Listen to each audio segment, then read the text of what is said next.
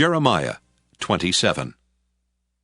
In the beginning of the reign of King Zedekiah, son of Josiah of Judah, this word came to Jeremiah from the Lord. Thus the Lord said to me, Make yourself a yoke of straps and bars, and put them on your neck. Send word to the king of Edom, the king of Moab, the king of the Ammonites, the king of Tyre, and the king of Sidon by the hand of the envoys who have come to Jerusalem to King Zedekiah of Judah. Give them this charge for their masters. Thus says the Lord of hosts, the God of Israel, This is what you shall say to your masters.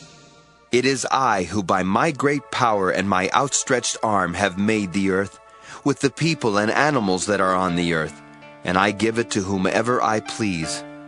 Now I have given all these lands into the hand of King Nebuchadnezzar of Babylon, my servant, and I have given him even the wild animals of the field to serve him.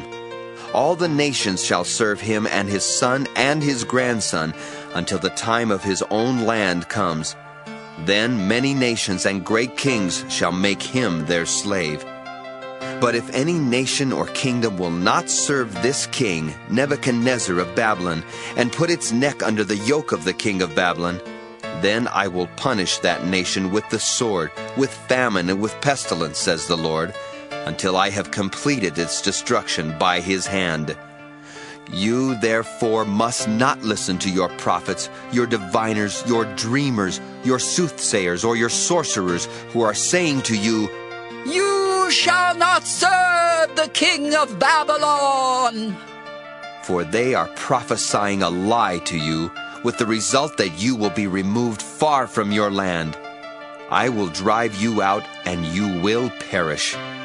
But any nation that will bring its neck under the yoke of the king of Babylon and serve him, I will leave on its own land, says the Lord, to till it and live there.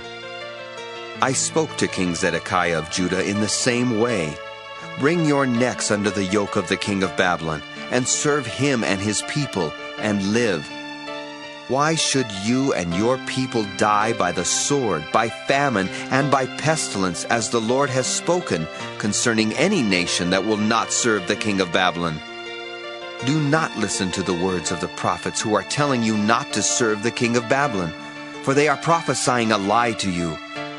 I have not sent them, says the Lord, but they are prophesying falsely in my name, with the result that I will drive you out and you will perish, you and the prophets who are prophesying to you. Then I spoke to the priests and to all this people, saying, Thus says the Lord, Do not listen to the words of your prophets who are prophesying to you, saying, The vessels of the Lord's house will soon be brought back from Babylon. For they are prophesying a lie to you. Do not listen to them. Serve the king of Babylon and live. Why should this city become a desolation? If indeed they are prophets, and if the word of the Lord is with them, then let them intercede with the Lord of hosts, that the vessels left in the house of the Lord, in the house of the king of Judah, and in Jerusalem may not go to Babylon. For thus says the Lord of hosts, concerning the pillars, the sea, the stands, and the rest of the vessels that are left in this city, which King Nebuchadnezzar of Babylon did not take away when he took into exile from Jerusalem to Babylon King Jeconiah, son of Jehoiakim of Judah, and all the nobles of Judah and Jerusalem. Thus says the Lord of hosts, the God of Israel, concerning the vessels left in the house of the Lord, in the house of the king of Judah and in Jerusalem. They shall be carried to Babylon, and there they shall stay until the day when I give attention to them, says the Lord. Then I will bring them up and restore them to this place.